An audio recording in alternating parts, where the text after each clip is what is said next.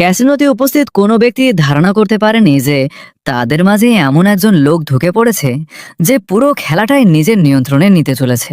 সে ক্যাসিনোর এক ওয়েটারের ছদ্মবেশে ভেতরে প্রবেশ করে, সুযোগ বুঝে টেবিলের নিচে কিছু বিশেষভাবে তৈরি করা পাশা লুকিয়ে রাখে এবং একই সঙ্গে একটি সিগন্যাল জ্যামারও লাগিয়ে দেয়। এরপর সে সরাসরি স্টাফদের চেঞ্জিং রুমে চলে যায়।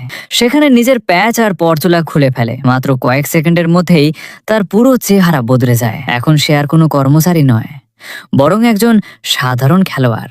এরপর ফোনে একটি বোতাম চাপতেই কার্ড শাফল করার মেশিনটি হঠাৎ নষ্ট হয়ে যায়। মেশিন থেকে সব কার্ড নিচে পড়ে যায় এবং মুহূর্তের মধ্যেই পুরো ক্যাসিনোতে বিশৃঙ্খলা শুরু হয়ে যায়। এই হইচইয়ের কারণে ম্যানেজারের নজরও সেদিকেই চলে যায়, আর ঠিক এই সুযোগটাই কাজে লাগিয়ে সে গেমিং টেবিলের কাছে পৌঁছে যায়। সে $10 চিপস 8 নম্বরে লাগায় এবং সুযোগ বুঝে পাশাগুলো বদলে ফেলে। পাশাগুলো থামার ঠিক আগো মুহূর্তে সে আবার সিগন্যাল জ্যামার চালু করে দেয়। তার এই চালের কারণে $10 বাজি সরাসরি $1000 পরিণত হয়। কিন্তু তার আসল লক্ষ্য ছিল হাই স্টেক্স টেবিল।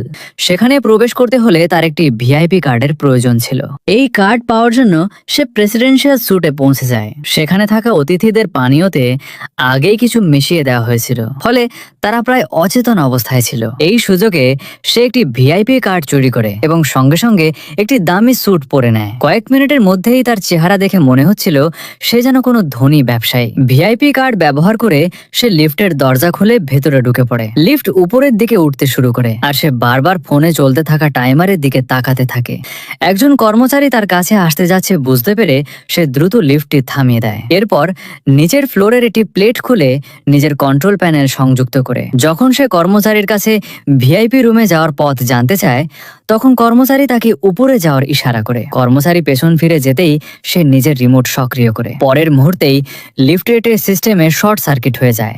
এই বিশৃঙ্খলার সুযোগ নিয়ে সে চুপি চুপি কার্ডের ডেক বদলে ফেলে। কিছুক্ষণ পর লিফট আবার চলতে শুরু করে এবং সে এমন ভাবে বেরিয়ে আসে যেন কিছুই ঘটেনি। এরপর কর্মচারীকে নিজের ভিআইপি কার্ড দেখিয়ে সে সরাসরি হাই স্টেক্স গেমিং এরিয়ায় ঢুকে পড়ে। এবার শুরু হতে চলেছিল আসল খেলা।